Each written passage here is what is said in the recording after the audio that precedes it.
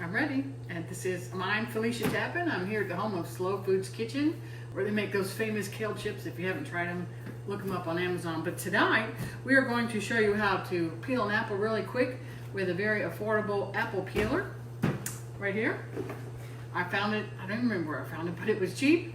And we're going to have a link for it at the end of the video at the bottom, like usual. So you take your apple, place it on the peeler, and you just push it down, and you push the button and turn it on. Make sure it gets a good start, and you just sit and watch the apple peel.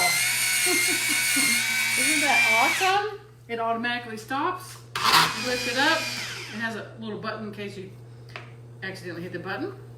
Put it to the side, get another apple, put it on. You've never, ever peeled an apple so fast and so cheap. Look at that.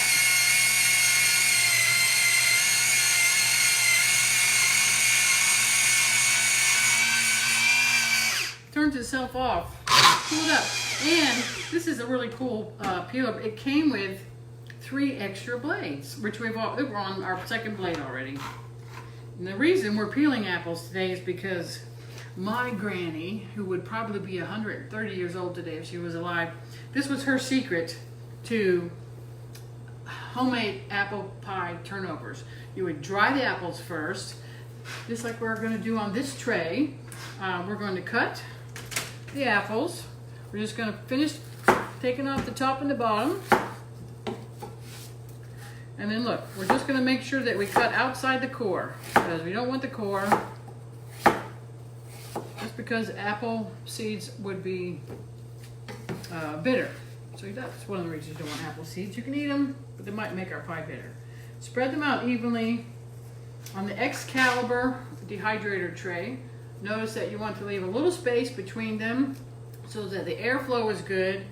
They're all about the same thickness, so they're going to dry at the same rate.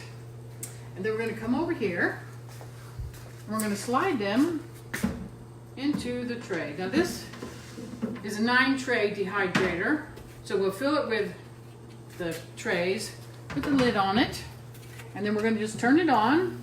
This particular dryer has a, once you turn it on, it stays on until you turn it off. Or you could get a dryer, the same dryer, more modern ones have a timer and a temperature gauge. So we're going to turn them on when we get it full and dry our apples and make dried apple pies, and we can't wait to share that with you.